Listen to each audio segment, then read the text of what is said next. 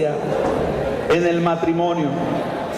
Cuando se va perdiendo esa pasión que tiene que ver con el encanto, con el enamoramiento, con los detalles, con el mantener viva la llama del amor a través de los años. Hermanos, eso es algo precioso, ¿verdad? Porque a medida que pasan los años en el matrimonio, el amor se va refinando. La miel, como dijo el hermano Arturo Bojorquez, cada vez es más dulce, ¿verdad? Decía el hermano Arturo Bojorquez, a nosotros, decía, se nos acabó la luna, pero la miel cada día es más dulce, decía. Y eso debe de ser cierto en el matrimonio, pero igual debe de ser en la iglesia. Lamentablemente en la iglesia muchas veces escuchamos cuando una persona anda apasionada sirviéndole a Cristo, hay gente que hasta se molesta, ¿verdad? O algunos le encuentran una justificación lógica, dicen, bueno, pues anda en su primer amor. Pero hermano, qué bonito es cuando se cumple lo que dice la Escritura, que la senda del justo es como la luz de la aurora, que va en aumento hasta que el día es perfecto. ¿Cuántos de aquí sienten que su vida cristiana ha ido en aumento? Yo me emociono de saber que mi vida cristiana va en aumento, ¿verdad? Siento que he venido, yo les decía ayer, tuve el privilegio de nacer en la iglesia, pero siento que he venido de menos a más. Y luego yo siento que voy a crecer todavía más en mi vida cristiana. Yo les digo a los miembros de mi iglesia, hermanos, agárrense, porque en unos 5 o 10 años yo voy a ser un pastor todavía con más experiencia y voy a tener todavía más ganas de trabajar. Así que ustedes van a poder ser pastoreados por un pastor con mucha enjundia todavía más. Es decir, a mí me emociona lo que Dios tenga para mí en el futuro. Y me emociona lo que yo pueda darle al Señor en el futuro. ¿A usted no? Si usted no le emociona eso, o si usted dice, no hombre, este gordito está loco, es que usted ya no está apasionado. Pero cuando una persona está apasionada, es como el enamorado que nomás anda buscando qué llevarle a la novia. Cuando menos del camellón corta flores, pero no llega con las manos vacías. Ya le lleva un perfume, ya le lleva un mango, una manzana, una papaya, una sandía, pero siempre anda buscando con qué tener contento al amor de su vida. Amén. Muy bien. Bueno, pues en la mañana se nos habló de la necesidad de la pasión, pero luego de estar apasionados se nos habló de arriesgarnos.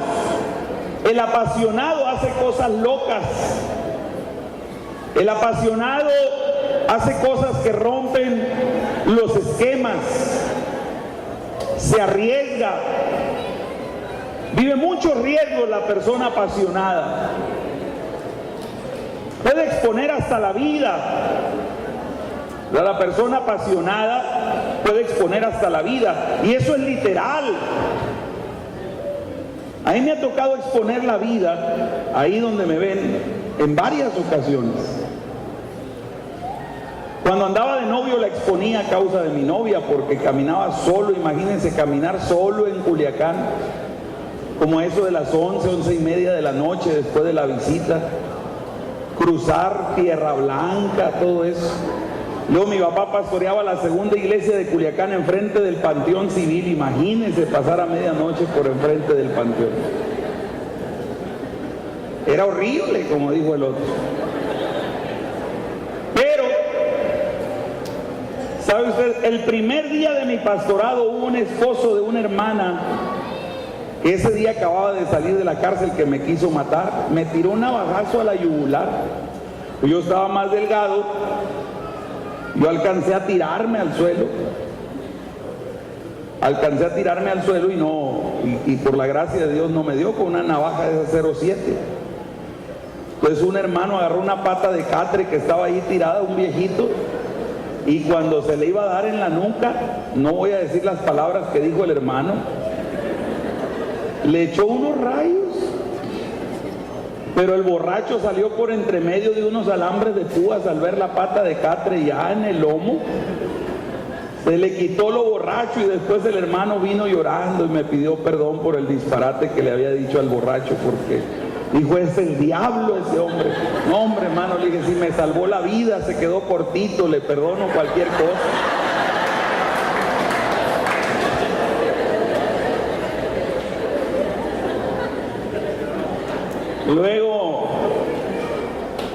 Luego me tocó estar en una balacera después de unos bautismos allá en la sierra.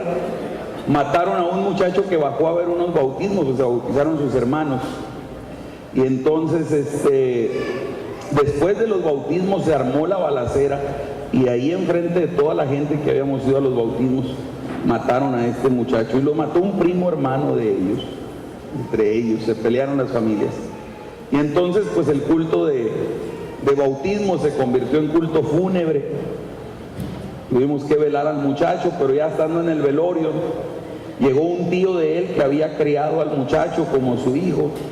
Entonces estuvo llorando en el catre, porque allá en la sierra, pues que preparar los cuerpos ni que nada, nomás le pusieron un paño ahí para que la quijada se le cerrara, pues estaba tieso, frío. Y entonces pues el Señor llegó muy enojado contra los aleluyas, porque eran los primeros bautismos que había ahí, era una obra nueva. Y entonces, ya que lloró un rato, se metió la mano a la cintura y sacó una pistola 38, cortó cartucho y dijo, ahora sí, dijo, ya quedaron a gusto los aleluyas con lo que vinieron a hacer aquí, ¿no? Y entonces se me quedó viendo a mí, yo estaba sentadito en una silla blanca de esas. Yo lo único que me acuerdo que puse las manitas en la silla y dije, yo ya me fui.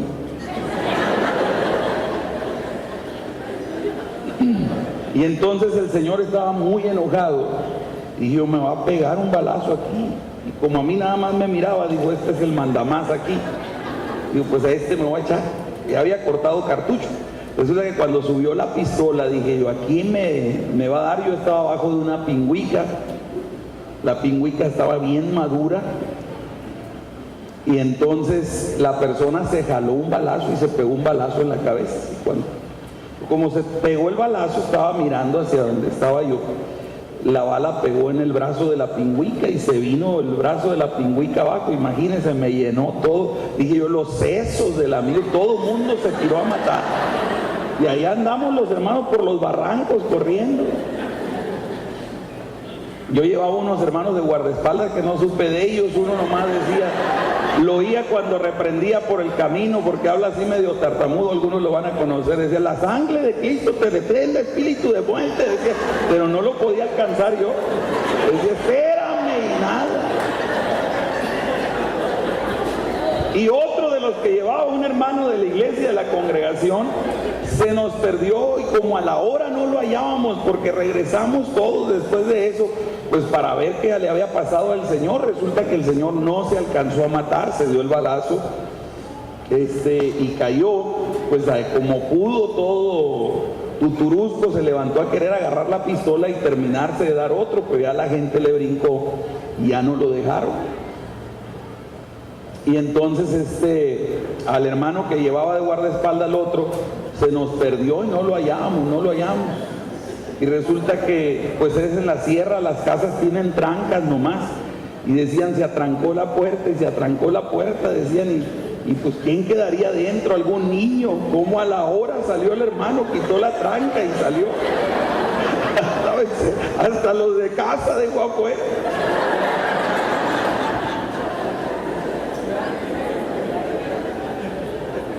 Mire, hermano, la vida cristiana requiere riesgos. Hay que arriesgarnos. Luego la gente creía que después de eso ya no iba a volver. Dijeron, no, hombre, el obispo, qué bárbaro, qué pena. Y no, el hermano no va a volver ya nunca, le va a dar miedo. No, al año siguiente, casi exactamente el mismo año, volvimos a otros bautismos allá. Y lo hermoso es que ahora se bautizó la esposa, o en aquel tiempo se bautizó la esposa del señor que se pegó el balazo. Pero luego, ya que nos íbamos a venir, llegó alguien y me tocó la espalda. Entonces volteé y me dijo, ¿se acuerda de mí?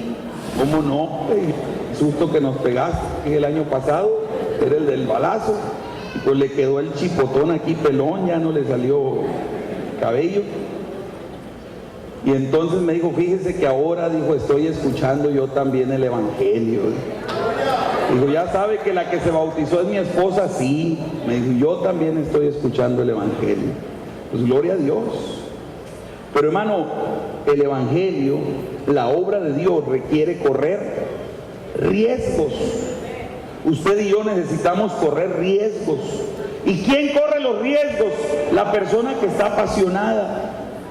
La persona que lo único que le interesa es quedar bien con el objeto de su amor.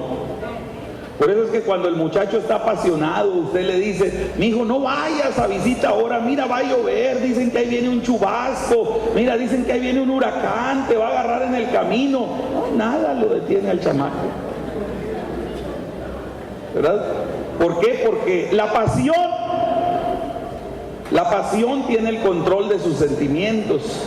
Entonces esa persona se vuelve arriesgada. Pero después de que nos hemos arriesgado también, nos habla este reencuentro que estamos teniendo, de que al mismo tiempo debemos de equiparnos.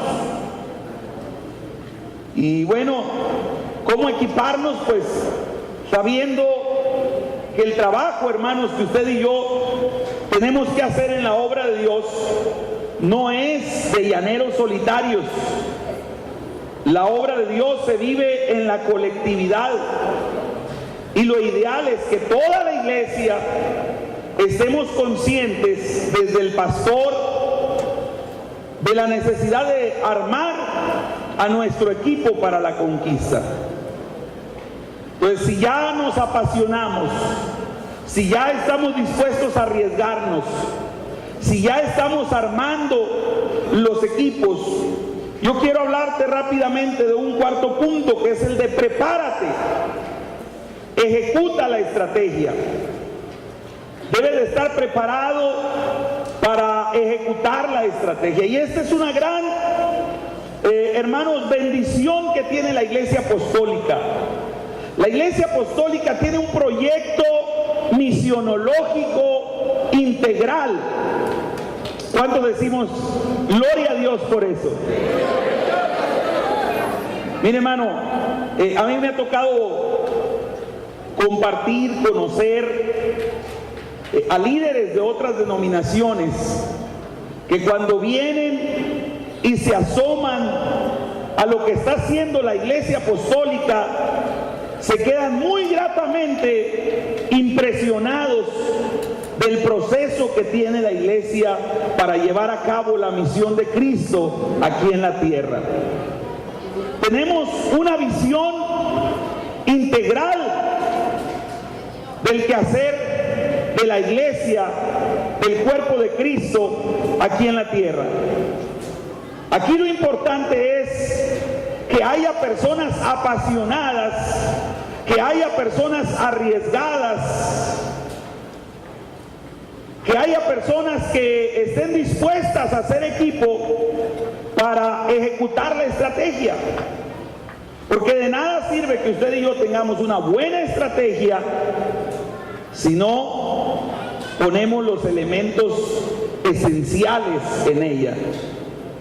Ya desde mucho tiempo atrás el hermano Raúl Murillo decía que la iglesia estaba preparándose y haciendo todo un proceso misionológico, generando, decía él, una máquina para hacer tortillas.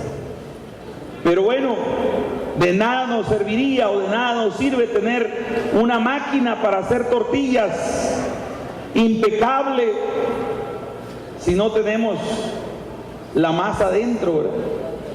Si no tenemos lo esencial para echar a volar esa industria. Entonces, hermanos, yo quiero invitarte pues para que reflexionemos en la importancia de poner manos a la obra en la estrategia. La Escritura dice que la guerra se hace ¿con qué? La guerra se hace con buena estrategia. La victoria se alcanza muchos consejeros. ¿Pueden leer ustedes conmigo, hermanos, esta parte de Proverbios 24:6? ¿Lo podemos leer todos al unísono? Amén. Dice la Escritura: la guerra se hace con buena estrategia, la victoria se alcanza con muchos consejeros. Y bueno, si algo, hermanos, es guerra, es alcanzar a los perdidos para Cristo. ¿Sabes? Satanás no se molesta porque tú y yo cantemos muy bonito, seamos entonados. Satanás no se molesta porque tú y yo tengamos una buena casa o seamos prosperados de parte de Dios. Eso no le afecta en mucho a Satanás.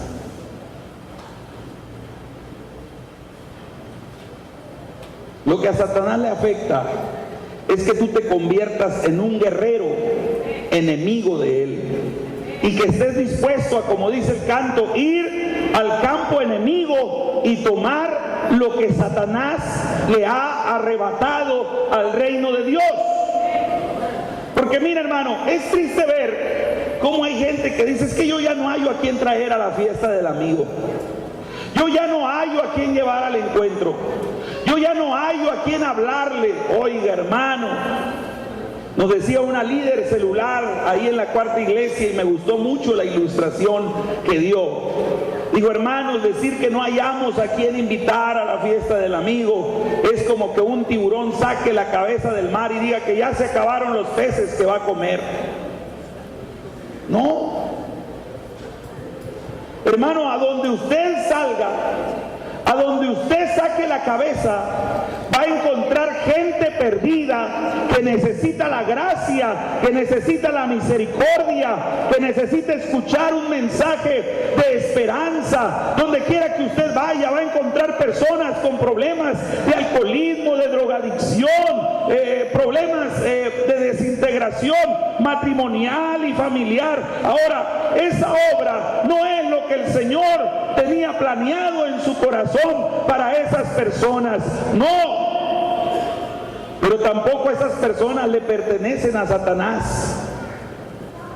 La Escritura dice: de Jehová es la tierra y su plenitud, el mundo y lo que en él habita. Aleluya. Así que si ese vecino que usted tiene es terrícola, necesita el perdón por la sangre de Cristo. Porque eso es lo que dice la palabra del Señor. Le pertenece esa vida al Señor. Pero ¿qué ha hecho Satanás? Bueno, Cristo dijo: Satanás vino a robar, a matar y a destruir. Ahorita obran en el pecado contraria a la voluntad de Dios, pero no es ese el propósito del Señor para la vida de los pecadores. Dios quiere rescatarlos.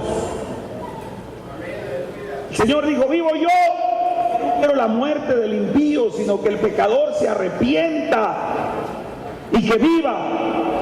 Pero ¿cómo va a rescatar el Señor a esos pecadores? Lo va a hacer a través de ti y lo va a hacer a través de mí.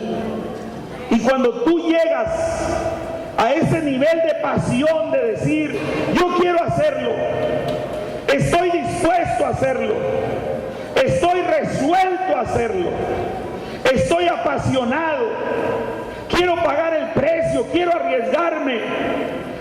Pero no quiero hacerlo solo, quiero unirme a todos aquellos que vamos a levantar en el nombre de Jesucristo un gran ejército que va a conquistar nuestras colonias, que va a conquistar nuestras ciudades, que va a conquistar nuestro estado, que va a conquistar nuestra nación, y habrá de conquistar las naciones que le pertenecen a Cristo aquí en la tierra. Por eso el Señor le dijo a sus siervos: pídeme y te daré por herencia las naciones, porque son de Jehová de los ejércitos.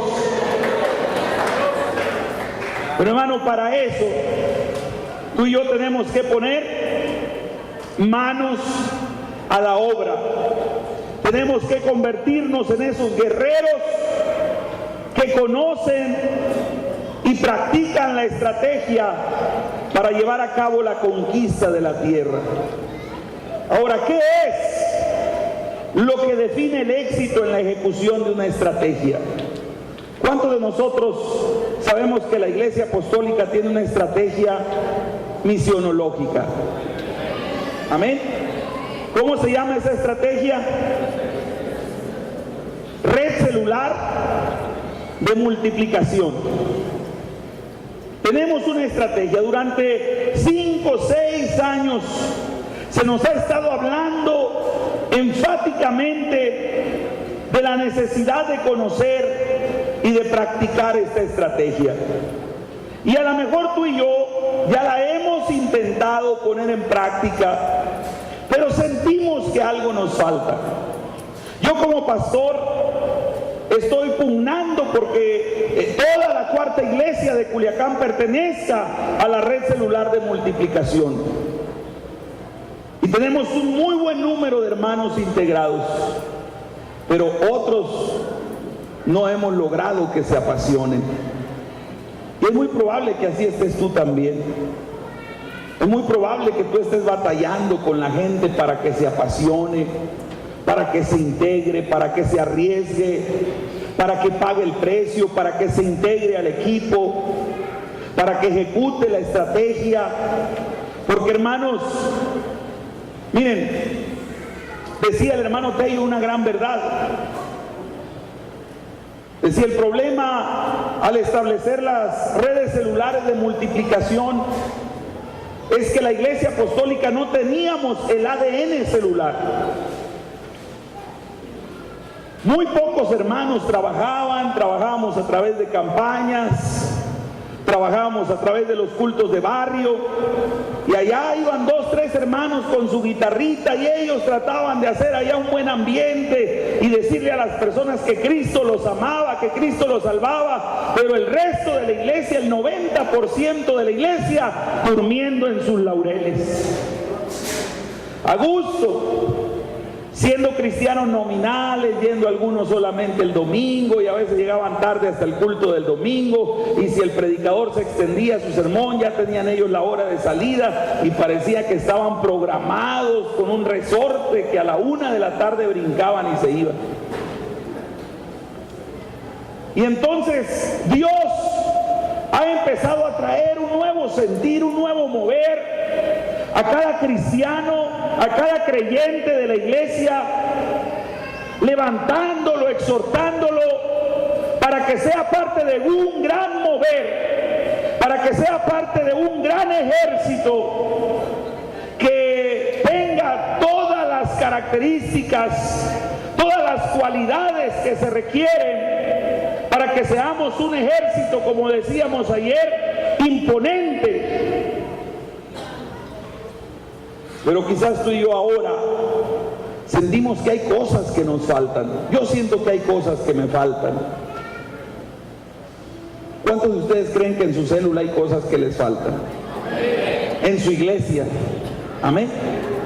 Ahora, pero eso no debe de derrumbarnos. Yo les decía, hermanos, yo estoy desafiado, yo estoy inspirado, porque yo estoy seguro que si Cristo no viene pronto por su iglesia, los mejores años de mi vida son los que siguen. Y yo estoy convencido de eso. En lo familiar, en lo conyugal, en mi vida pastoral, yo estoy convencido de eso. Yo quiero eso.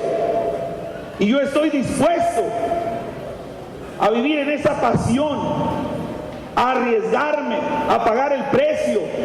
Estoy dispuesto a hacer equipo con quien sea necesario, con todos aquellos hombres y mujeres que también estén dispuestos a darle la honra y la gloria al Señor Jesucristo con excelencia.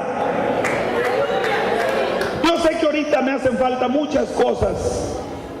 Pablo mismo lo dijo, yo mismo no pretendo haberlo alcanzado ya todo. Pero yo sé, dijo San Pablo, que lo mejor está adelante. Por eso es que me extiendo, por eso es que me apasiono, por eso es que me estiro, por eso es que me esfuerzo para alcanzar el blanco para lo cual fui llamado. Y a veces es triste ver, hermanos, que su vida espiritual, decíamos, va en picada. Pero qué bonito es cuando te encuentras a un hombre con la enjundia del apóstol Pablo, que su espíritu, su visión va hacia arriba. Amén. Que fue lo que le dijo el profeta Samuel a Saúl, nada más que Saúl fue muy terco de corazón, ¿verdad? Le dijo, júntate con los profetas que te encuentres, porque cuando tú te juntas con gente espiritual, hermano, el que con lobos anda, aullar se enseña, ¿verdad? Si te juntas con la gente batallosa de tu iglesia, vas a terminar hablando y dando guerras como ellos. Pero si te juntas con la gente espiritual de tu iglesia, vas a terminar alabando a Dios, vas a terminar dándole gloria a Dios con libertad, vas a terminar orando como ellos, vas a terminar evangelizando como ellos. Por eso es que Samuel le dice a Saúl, júntate con esa compañía de profetas que descienden. Fíjense qué bonito. Esa compañía de profetas descendía ya de haber estado adorando a Dios. ¿Y cómo venían? Venían, dice la Biblia, cantando, venían danzando, venían alabando a Dios y venían profetizando. Y cuando Saúl llega y se mete en medio de ellos, Saúl empieza también a danzar, Saúl empieza a alabar a Dios y comienza a profetizar. Y la gente decía, ¿cómo? ¿Saúl entre los profetas? Y es que cuando te juntas con gente que tiene una espiritualidad positiva, también tú comienzas a hacer lo que esa gente está haciendo. Por eso yo me emociono cuando puedo hacer equipo con gente que tiene una espiritualidad positiva, con gente que está creciendo. A mí me apasiona escuchar a pastores que están creciendo, me alegra escuchar pastores que están creciendo, porque puedo aprender y terminar como ellos. Ah, pero si tú en lugar de escuchar a gente positiva, escuchas a gente que es una ambulancia, son puros lamentos, son puros lloros, son puras quejas, al rato usted también le va a doler todo. Como aquel que fue con el médico, le dijo, doctor, le dijo, vengo bien malo, yo creo que pronto me voy a morir. Ya no me queda vida, doctor. Dijo, tengo todo echado a perder en mi cuerpo. Y digo, ¿qué le pasa? Pues dice, me duele mucho la cabeza. Dijo, estoy malo de la cabeza, me duele el corazón, me tiento, dice, el ombligo, me duele el ombligo, me tiento el tobillo, me duele el tobillo, me tiento mis rodillas, me duele las rodillas, todo lo que me toco, dijo, está enfermo, todo me duele. Y entonces el doctor lo examinó, dijo, usted no tiene mal nada del cuerpo, lo que tiene es quebrado el dedo, le dijo.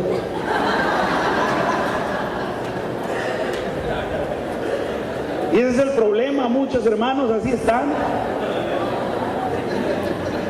Tienen algo de servir, pero tienen quebrado el dedo. Y entonces, hermanos, si usted se junta con gente que siempre se lamenta, pues nunca va a llegar a nada bueno. Pero si usted se junta con gente positiva, entonces va a encontrar las llaves para desarrollar con éxito la estrategia. Ahora, el punto número 1 es, conoce la estrategia. Puede decir conmigo, conoce la estrategia. ¿Usted la conoce? Hemos oído hablar mucho de ella.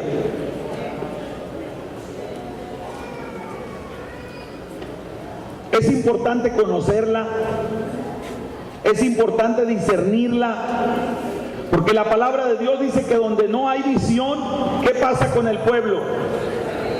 El pueblo se extravía. Y a veces es triste que nos encontramos con iglesias que están extraviadas, no saben qué hacer, no tienen una dinámica, no han implementado la estrategia todavía de manera definida. Al líder todavía no nos cae el 20 de la pasión, todavía no nos cae el 20 de arriesgarnos, de pagar el precio para que la obra de Dios sea realizada. Todavía no hemos estado dispuestos a armar el equipo y por lo tanto todavía no estamos dispuestos a echar a volar la maquinaria de la red celular de multiplicación. Y entonces no hay visión. Y donde no hay visión, el pueblo, dice otra versión, se desenfrena. Cada quien agarra para su lado. Los más excelentes planes pueden convertirse en los más grandes fracasos si no comenzamos por entenderlos correctamente. Mire, hermano, usted puede tener buenas intenciones respecto a su iglesia, respecto a su célula, pero si usted no conoce lo que va a aplicar, es muy difícil que pueda tener éxito en eso. Y la ignorancia respecto a la estrategia también produce muerte. Mire, yo felicito que hay un buen número de pastores en este lugar. Pueden levantar su mano, por favor, todos los pastores que están aquí. Dios los bendiga. ¿Qué les parece si todos los líderes celulares le dan un aplauso a los pastores que están aquí? Dios les pague, aleluya. Honremos a nuestros pastores. Y más el próximo domingo que vamos a celebrar el Día del Pastor. Hermanos, echen la casa por la ventana. Si lo van a celebrar el próximo domingo, echen la casa, no al pastor, por la ventana. Amen a su pastor. Llévenle. No les des ideas, dice Eduardo. Felipe dice que ya le puso protecciones a la casa pastoral. No, echen la casa por la ventana, hermanos. Siembren en bendición, como decíamos ayer. Honren al que merece honra por lo que representa, porque él representa la autoridad de Dios ahí en su iglesia. Está usted honrando a Dios. Por eso San Pablo dijo, hermanos, cuando le sirvan a alguien, cuando hagan algo, háganlo como para Dios, no como para los hombres. Y debemos de tener esa conciencia en la iglesia. Bueno, hermanos, pero yo puedo tener una buena intención, pero si desconozco la estrategia, si desconozco lo que voy a aplicar.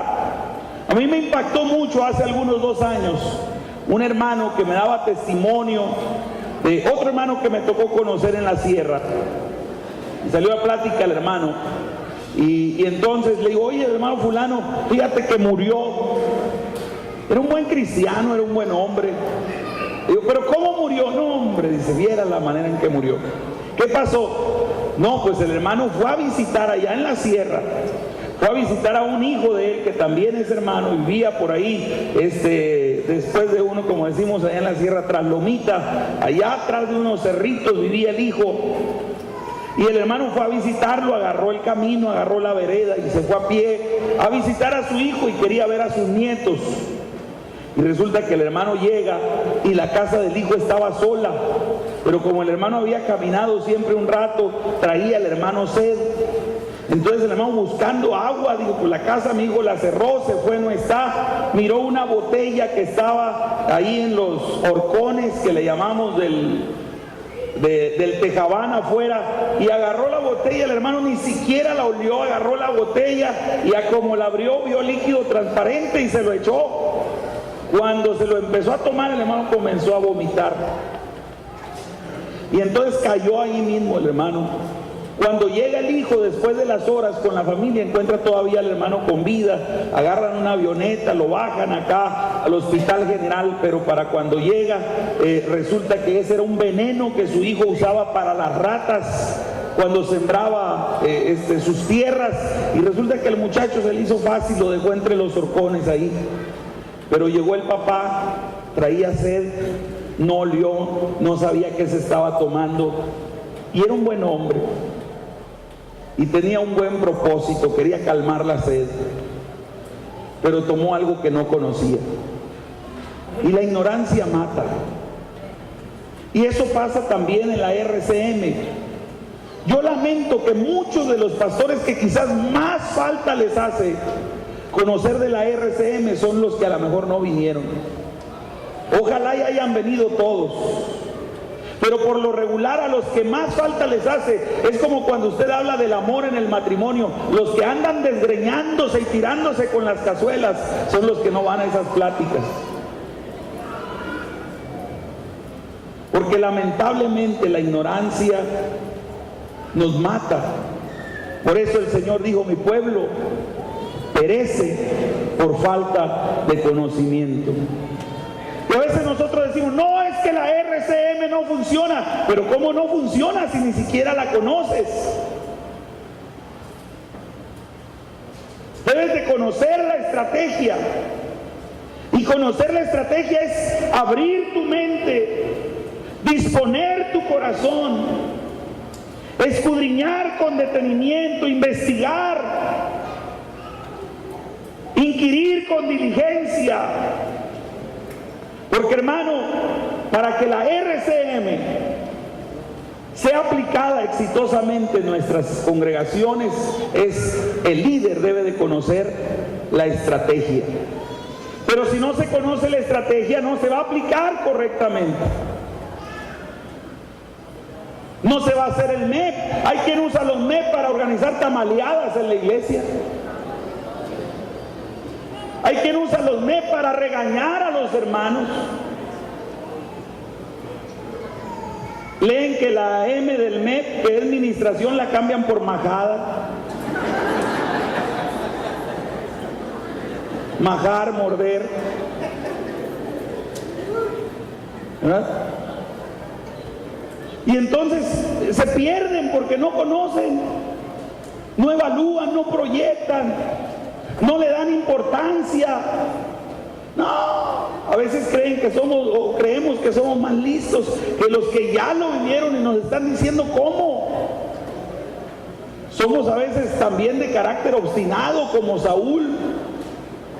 Saúl tenía todo para haber sido el mejor rey de Israel, pero ¿qué echó a perder? La bendición, la unción, la gracia, la elección, el ministerio tan precioso que Dios le había dado a Saúl. ¿Qué echó a perder? Fue Dios. Ni siquiera fue el pecado, como en el caso de David. Fue él mismo. Él mismo terminó boicoteando.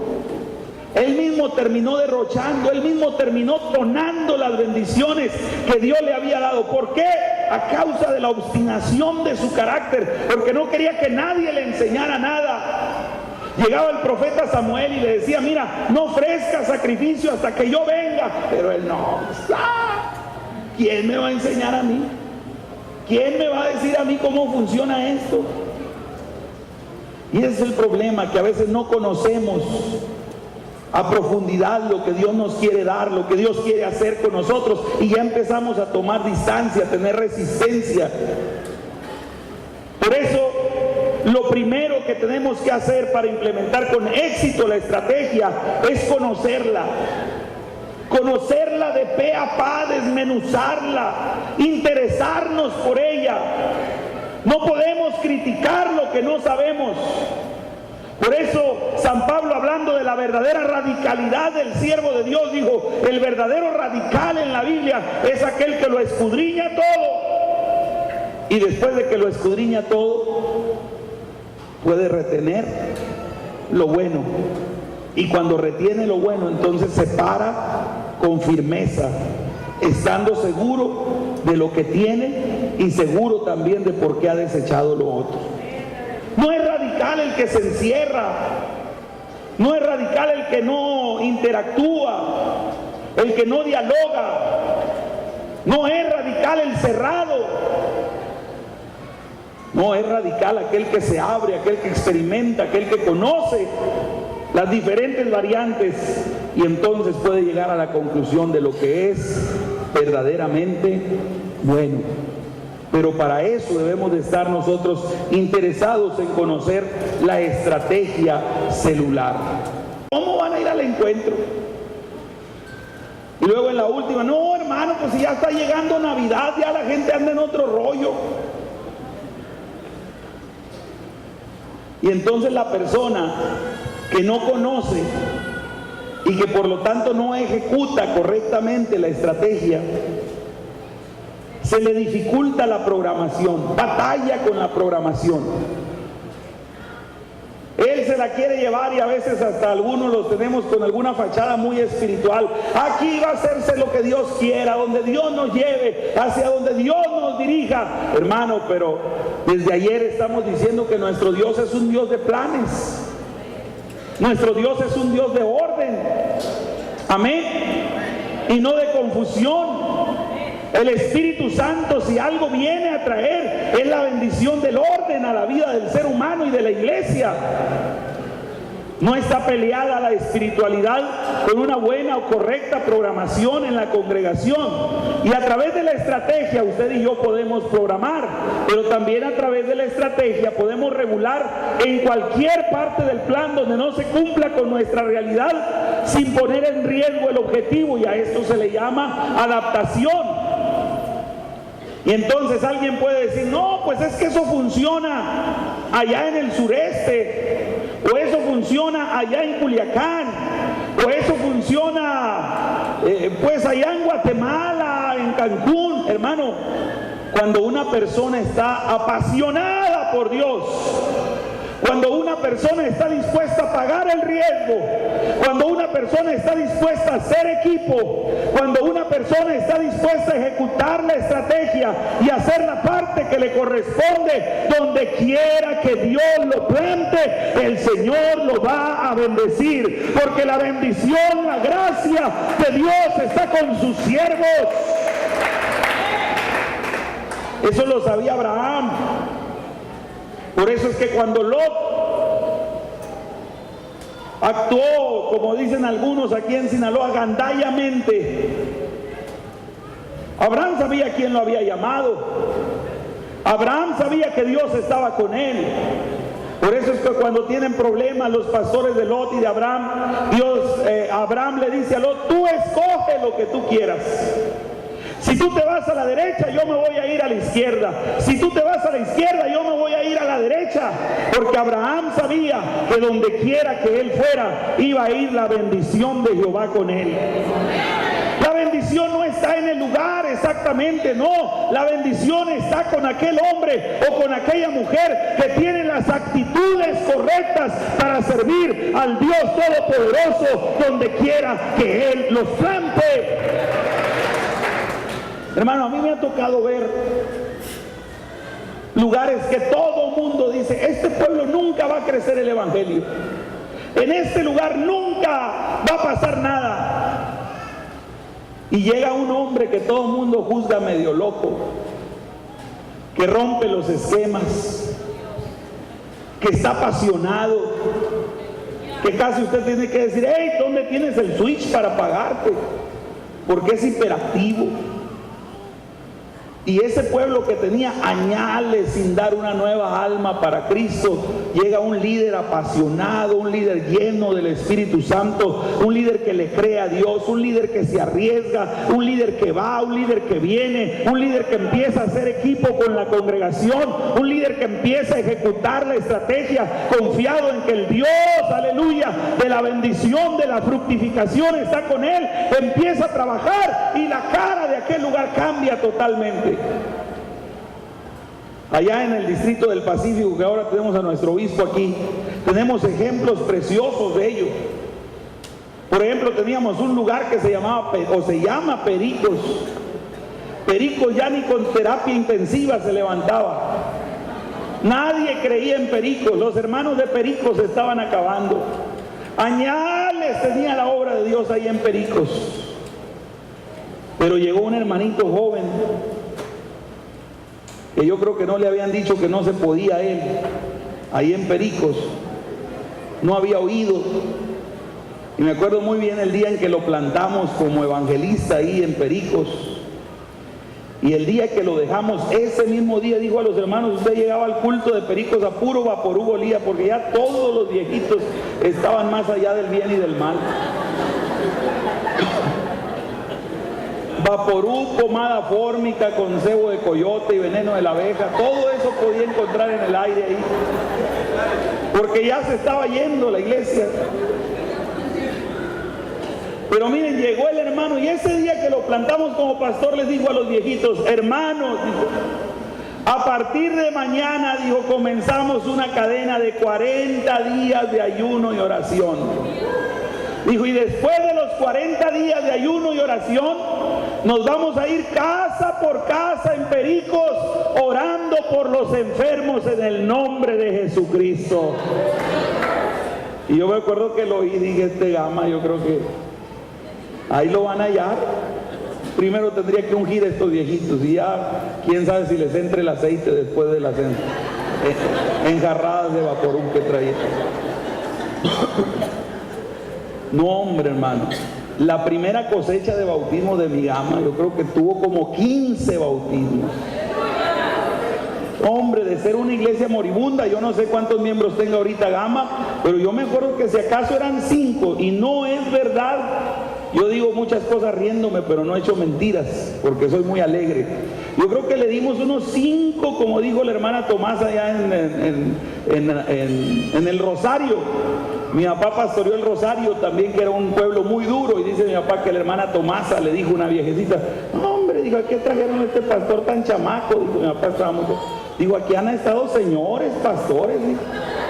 No como usted, digo, aquí estuvo Tito Uriarte, digo, aquí estuvo, le mencionó varios pastores que ya en aquel tiempo tenían algo de nombre. ¿A usted para qué lo traen aquí? Digo, está re chamaco. Dice, papá, empezamos a trabajar, como a los 2, 3 meses se bautizó un viejecito. Y entonces, 57 miembros tiene Pericos ahorita. ¿Sí? Un pueblo que nadie se quería ir. Y entonces cuando bautizó mi papá, aquel viejecito, le dice a la hermana Tomasa, mire hermana Tomasa, no, que no se podía. Le dijo, no hombre, dijo, esos viejillos rulengos ni Dios los quiere, dijo mi papá.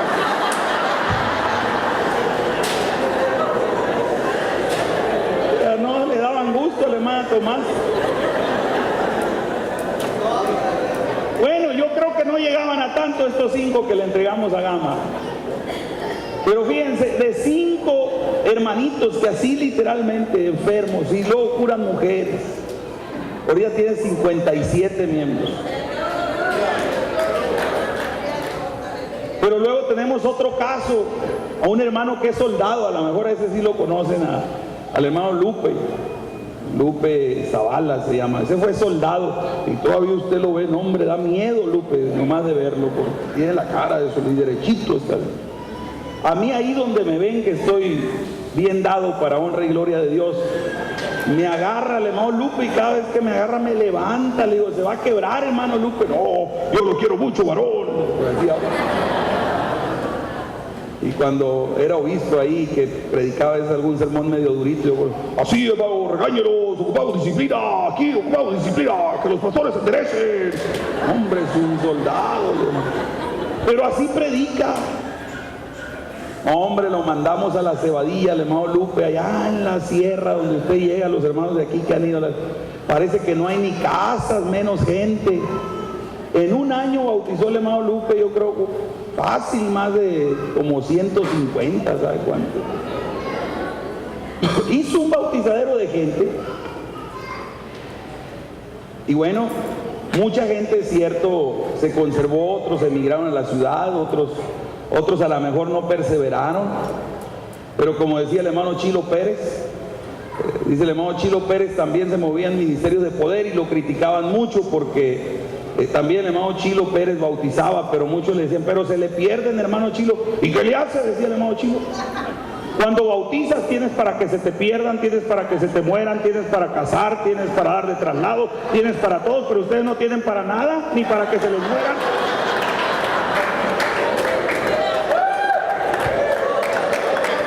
Porque luego es el pretexto de unos, dicen, ay, es que bautizamos y se pierden. Yo quisiera saber uno solo que hayan bautizado ellos, uno solo que hayan consolidado ellos.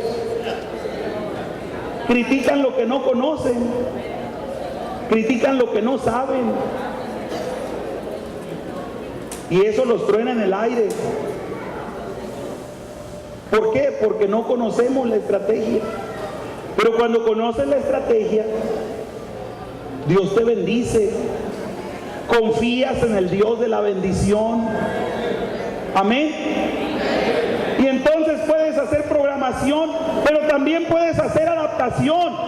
Como conoces, como estás interesado, bueno, a lo mejor allá en Guamúchil funciona la RCM de una manera, en Guasave puede funcionar de otra, en Mochis de otra, en Culiacán de otra, pero cuando le estás buscando, le vas a hallar.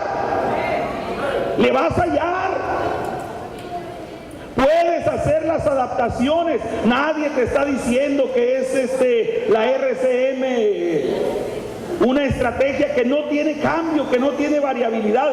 No, hermano, hay que buscarle. Lo importante es el principio celular, que tengas las células establecidas, que tengas gente apasionada, que tú mismo como líder estés apasionado, que tú mismo como líder estés corriendo los riesgos, estés invirtiendo, estés capacitando, estés haciendo la programación, la adaptación, luego lleves a cabo la ejecución a través de la instrumentación, delegando, poder saber qué es lo que quieres y a quiénes necesitamos para realizar la obra, así como dónde debemos usar a cada uno de los líderes de la congregación, y a eso se le llama instrumentación. Armas el equipo, como se nos decía ahorita, entender que esta es una estrategia de trabajo en equipo. No se trata la obra de Cristo de llaneros solitarios, no, esos liderazgos ya no funcionan, tiene mucho diciéndosenos. Ya no es el tiempo de los liderazgos que una sola persona hacía todo, a veces porque no había más y otros más porque nos gustaba llamar la atención, porque hay líderes que les gusta concentrar todo el poder, hay líderes que les gusta concentrar todo el liderazgo, hay líderes que les gusta concentrar todas las miradas a él. Y ese tipo de liderazgo, pues si hay boda quiere ser el novio, y si hay muerto, y si hay velorio quiere ser el muerto, porque siempre quiere ser el centro de la atracción, siempre quiere que se esté hablando de él. Pero cuando tú conoces la estrategia, entiendes que la estrategia te va a llevar a delegar la instrumentación, a delegar, a transmitir la visión para que corra. Y entonces el liderazgo que conoce la visión puede hacer la programación, puede hacer las adaptaciones. Adaptaciones no es un programa cerrado, no es un programa cuadrado, no es así. Hay oportunidad para que usted haga las adaptaciones que le den resultados en su contexto. Luego haga la instrumentación y por último, cuando se conoce el programa, se puede hacer la evaluación que lo lleve a analizar objetivamente qué están haciendo bien como equipo y qué son aquellas cosas que se tienen que mejorar. Se descubren las ventajas, se descubren las cosas negativas, pero se convierten en oportunidades para perfeccionar la estrategia que se quiere ejecutar. Amén. Ya me quedan 2 minutos nomás, Esaú. Amén. Ahora, ya cuando ha hecho lo anterior, aquí me voy a ir en 2 minutos, no se contenten solo con escuchar, dice Santiago, la palabra, pues así se engañan ustedes mismos. ¿Cómo dice? Llévenla a la práctica. A ver, dígale a su hermano que está enseguida de usted, dile, hermano, pon en práctica la estrategia. Ya es hora de ponernos a trabajar, dígale. Y aquí hay algo muy importante: comience cada parte del plan de rodillas ante el Señor, para que Él vaya adelante dándole la victoria en cada batalla. Eso le asegurará el triunfo en la batalla. Amén. ¿Cuántos creen que si oramos tendremos victoria?